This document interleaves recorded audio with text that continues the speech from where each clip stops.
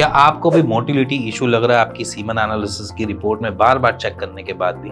तो उसके पीछे कुछ रीजंस हो सकते हैं। तो कुछ रीजंस को मैं आज हाईलाइट करने जा रहा हूं। आप उन हाईलाइट में देखना कि कुछ आपकी गलतियां तो नहीं है इनमें से जिसकी वजह से आपकी मोटिलिटी नहीं बढ़ पा रही। पॉइंट 1 से स्टार्ट करते हैं। पॉइंट 1 है एंटीऑक्सीडेंट रिच फूड हमारी बॉडी की रिक्वायरमेंट होती है। अगर हम उसका इंटेक नहीं करते तो हमारी बॉडी में बेसिकली कॉर्टिसोल बढ़ता है, स्ट्रेस हार्मोन बढ़ता है, और जब हमारी बॉडी में स्ट्रेस हार्मोन बढ़ता है उसकी वजह से हमारी बॉडी को वीकनेस या फिर थोड़ी सी लेथार्जी फील करती है, और उसी के साथ साथ उसका असर डायरेक्टली हमारे स्पर्मेटोजेनेसिस पे पड़ता है, जिसकी वजह से हमारी स्पर्म काउंट लोअर साइड जाते हैं। पहला पॉइंट। दूसरा, उसकी मोटिलिटी और मॉर्फोलॉजी में भी दिक्कत देखने को मिल जाती है। फिर आता है सेकंड पॉइंट। अगर हम बहुत यूज्ड टू हैं अपने स्मोकिंग और अल्कोहल को लेकर तो हम अपनी स्पर्मेटोजेनेसिस पे कुछ ना कुछ इफेक्ट देखते हैं। सबसे पहले उसके स्पर्म काउंट लोअर साइड जा सकते हैं। वो ऑलमोस्ट हम देखते हैं कि जब हम हाई इंटेक कर रहे हैं अल्कोहल का तो वो बेसिकली हमारे लीवर को डैमेज कर रहा है, जो हमारे मेटाबॉलिक एक्टिविटी को स्लो डाउन कर रहा है, और जो हमारी एनर्जी है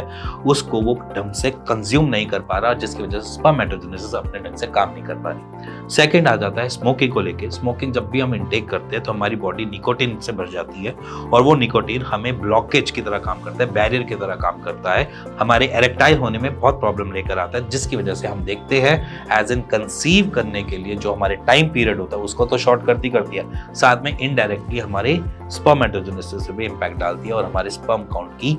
मॉर्फोलॉजी पे बहुत बड़ा इफेक्ट डालती है। उसमें डीएनए फ्रेगमेंटेशन के केसेस बढ़ जाते हैं। थर्ड पॉइंट है हमारी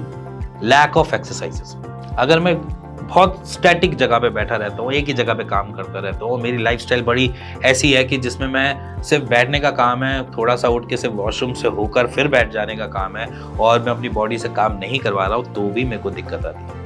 अगर एक्सरसाइज मेरी बॉडी में कम हो रहेगी या किसी की भी बॉडी में कम रहेगी तो हमारी बॉडी टेस्टोस्टेरोन को ढंग से बूस्ट नहीं कर पाती, जिसका इम्पैक्ट हमारी स्पर्मेटोजेनेसिस पे पड़ता है, क्योंकि ये हार्मोन पूरा का पूरा रिफ्लेक्ट करवा सकता है आपकी स्पर्मेटोजेनेसिस की साइकिल्स को, और जिसकी वजह से हम स्पर्म काउंट लोअर साइड पे देखते हैं, जहां पर हम देखते हैं कि बिल्कुल पेशेंट कुछ करता ही नहीं। पॉइंट 4, अगर मेरी स्लीप में डिसऑर्डर्स है, मतलब स्लीप में ढंग से नहीं कर पा रहा हूँ, या फिर कोई भी पेशेंट ढंग से नहीं सो पा रहा, अगर उसकी डे टू डे की रूटीन में टोटल मिलाकर 8 घंटे की नींद नहीं है तो समझ लेना कि आज नहीं तो कल बॉडी क्रैश करेगी, और सबसे पहले रिफ्लेक्शन जो आता है वो आपकी स्पर्मेटोजेनेसिस पे ही आता है, आपके स्पर्म काउंट पे ही आता है, आपकी उसमें मोटिलिटी और मॉर्फोलॉजी पे ही इम्पैक्ट पड़ता है। उसका इम्पैक्ट कैसे पड़ता है ये समझो। अगर मेरी बॉडी किसी भी लैक ऑफ स्लीप से स्ट्रेस पे जाती है तो बॉडी अपने आप ही एक अलग से हार्मोन्स रिलीज करना चालू कर देती है, जिसमें हम कॉर्टिसोल भी बोल देते हैं, और साथ में साथ हमारी जो एक हार्मोन्स की साइकिल होती है जिसमें हमारा ब्रेन जो है ट्रिगर्स देता है FSH LH को, वो भी धीरे धीरे करके उसमें कम कर देता है, जिसकी वजह से इम्पैक्ट सीधा का सीधा हमारी स्पर्मेटोजेनेसिस पे पड़ जाता है, और वही इम्पैक्ट हमारे स्पर्म काउंट को लोअर साइड लेके जाता है। पॉइंट फिफ्थ ये कहता है कि अगर आप बॉडी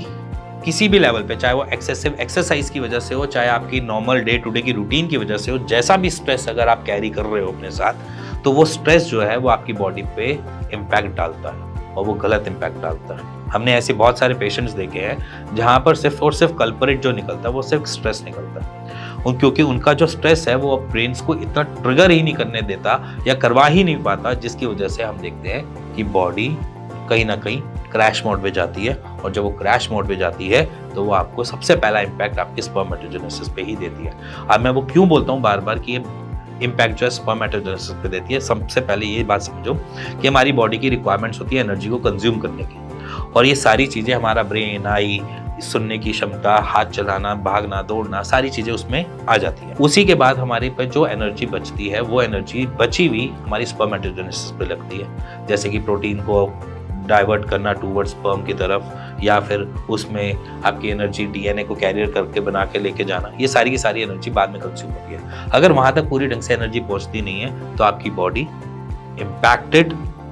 महसूस करती है, और साइड बाय साइड आपके स्पर्मेटोजेनेसिस पे इम्पैक्ट पूरा डालती है। पॉइंट 6, अगर मान के चलो एक कंसेप्ट माना जाता है कि अगर मेरा काम जो है डे टू डे की रूटीन में सिर्फ गर्मी में ही है, मतलब मैं धूप में रहता हूँ, मेरा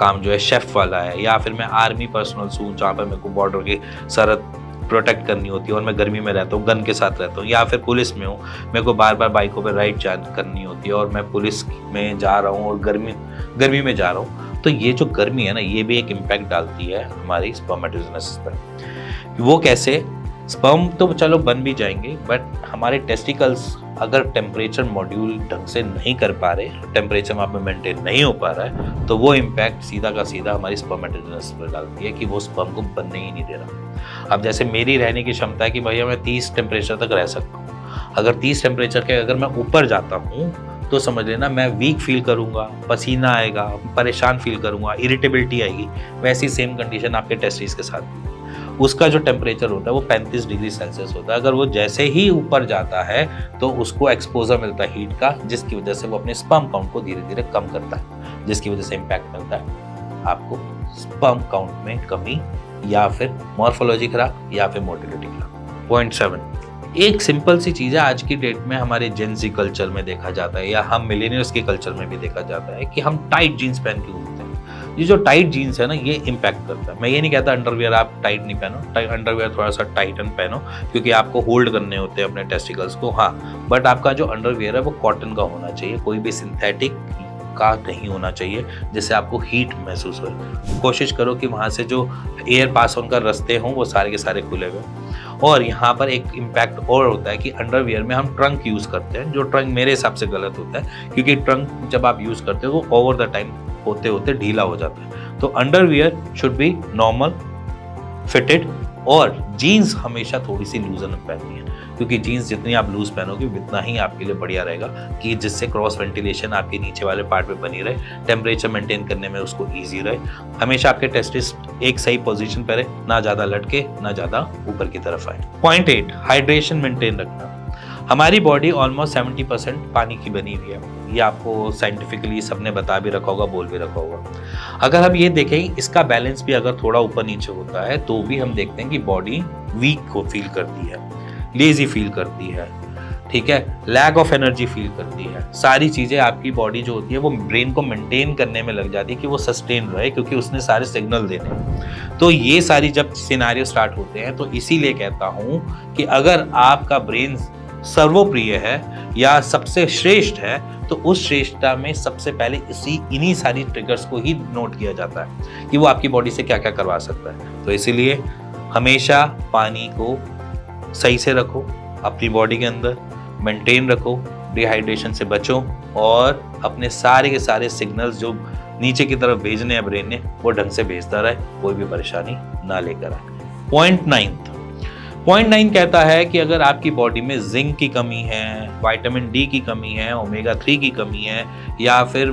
B12 की कमी है, या फिर आपकी बॉडी में प्रोटीन की हल्की सी भी कमी है, या प्रोटीन की ज़्यादा मात्रा आप एज इन जिम में ज़्यादा यूज़ कर रहे हो, तब भी हम देखते हैं पेशेंट में स्पर्म काउंट दिक्कत में आता है। तो इसलिए अगर आपको ऐसा लग रहा है मैं सारी चीज़ें फॉलो कर रहा हूँ बट पता नहीं फूड में क्या जा रहा है, तो एक नॉर्मल से टेस्ट होते हैं, उनको एक बार करवा लो। विटामिन डी, B12, जिंक के टेस्ट करवा लो, जिसमें आपको क्लैरिटी मिल जाएगी कि आपका एग्जैक्टली अभी क्या चल रही है रेशो। अगर वहाँ पर जरूरत होगी तो विटामिन डी, B12 पूरा करो, उससे ही आपके स्पर्म काउंट बढ़ जाएगी। सो लास्ट पॉइंट है 10th पॉइंट, अगर आपने अपनी स्पर्म मोटिलिटी, मॉर्फोलॉजी या स्पर्म काउंट के लिए अभी तक किसी से कंसल्ट नहीं किया है तो प्लीज़ अपने आसपास के डॉक्टर से कंसल्ट करो। अगर आपको ऐसा लग रहा है कि